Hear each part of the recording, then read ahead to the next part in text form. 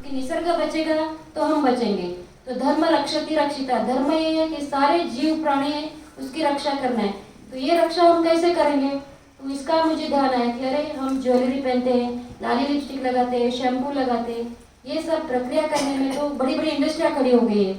तो हम दूसरों को नहीं बदल सकते, पर हमें खुद बदलेंगे और खुद उसका रिजल्ट आएंगे, लोग अपने आप उसका फॉलो करेंगे। तो मैंने देखा कि ये मुझे कुछ जरूर नहीं पड़ रहा है, मुझे दागीना की ज़रूरत नहीं है, मुझे शैम्पू की ज़रूरत नहीं है, मुझे साबुन की ज़रूरत नहीं है, सब धीरे धीरे छूट गया।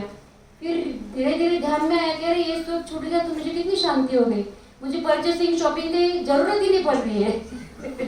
तो मेरा मतलब हमारा मूल झगड़े का कारण ही मिट गया कि मुझे चाहिए करके। हस्बैंड के साथ नहीं, किसी के साथ भी मुझे चाहिए ही नहीं, तो घर में कोई झगड़े का कारण ही नहीं बनता है। ये करने से हमारे जो नेचर बच जाता है, पूरा निसर्ग बच जाता है, तो उसकी जो शांति मिलती है हमें, तो हमारे नए कर्म बंधन भी रुक जाते हैं। तो हमारा सफरिंग का रूट कॉज हम खुद है, ये पहले हमें जानना चाहिए। तो सफरिंग का रूट कॉज हमारा निकल गया तो हमारा रास्ता सब क्लियर होते जाता है। तो इसके लिए सबसे बड़ा ग्रह जो है वो परिग्रह है। तो इस ग्रह से हमें डरना है, नवग्रह से डरने की कोई जरूरत नहीं है।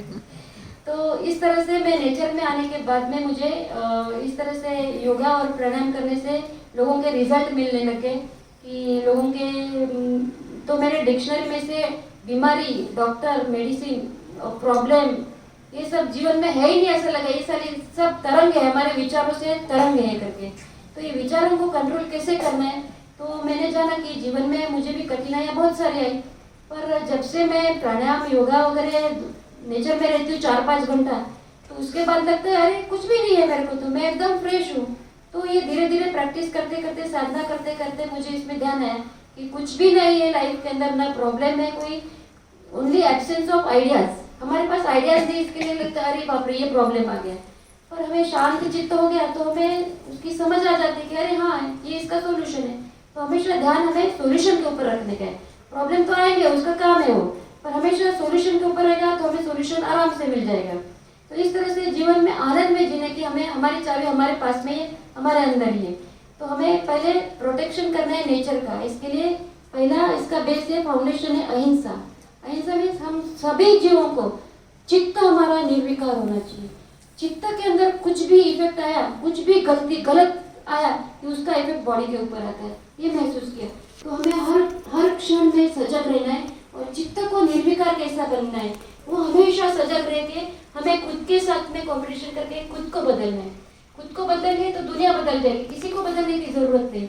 ये ध्यान में आ गया तो मैंने और कंसंट्रेशन करके पूरा जो भी कामकाज करती थी वो सब कुछ छोड़ दिया। मैं बोला अरे ये तो सेवा का मार्ग मिल गया मुझे, और शुद्ध भाव से सेवा करने से हमारे कर्म की क्षय हो जाता है। तो ये क्षय करते करते करते हमारा रास्ता एकदम क्लियर हो जाता है। तो हम निर्विकार जैसे जैसे क्षीण होंगे ये सब विकार हमारे, तो हम आनंद में आ जाते हैं। ये ध्यान में आ गया। तो हर क्षण हम आनंद में रह सकते हैं, ये हमारी चाबी हमारे पास में, ताला खोलने को आपको ही पड़ेगा, पुरुषार्थ करना पड़ेगा।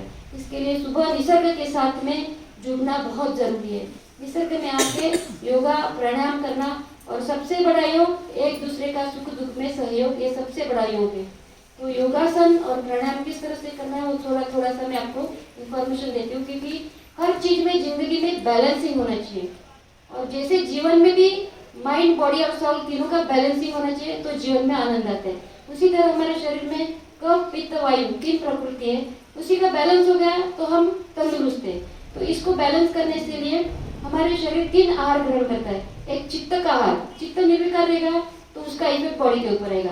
दूसरा आहार पर्यावरण का आहार, तो पर्यावरण इधर शुद्ध है इसके लिए हम बॉम्बे छोड़ के यहाँ पे आते हैं, तो पर्यावरण का आहार लेते हैं। और तीसरा आहार हम जो डाइट लेते हैं वो तीसरा आहार। तो ये तीनों आहार में शुद्धिकरण है तो आपका जीवन एकदम आनंदित रहेगा। तो ये थोड़ा सा मैं आपको भी योगा और प्राणायाम किस तरह से करना है सुबह में उठ के, वो थोड़ा सा मैं प्रैक्टिकल चाहिए तो प्रैक्टिकल करूँगी। और प्राणायाम आप 1 घंटा करोगे ना तो आपको आपका शरीर तो तंदुरुस्त रहेगा पर मन भी बहुत ही शांत हो जाएगा, क्योंकि विचार जो है तरंग है और इसका इफेक्ट पूरा हमारे जो श्वास है, श्वास और चित्त का बहुत गहरा रिलेशन है। तो इसी तरह से हमारे श्वास को देखने का जो हमारे पूर्वजों ने बताया वो अनुभव किया मैंने कि जब हम डीप ब्रीथिंग करते हैं और श्वास जो मिनट में हम 15-20 लेते हैं, 5-6 तक घटा दिया तो हमारे विचार सब गायब हो जाएंगे, चित्त एकदम शांत हो जाएगा। और चित्त शांत हो गया उसका इफेक्ट बॉडी के ऊपर रहता है। और निसर्ग में रोग कोई भी नहीं है, ये हमने नाम दिया है कि ये कोलेस्ट्रॉल है, ये डायबिटीज है, ये हार्ट का है, ये रोग के नाम हमने दिए हैं। कुदरत को रोग के नाम ही नहीं मालूम है।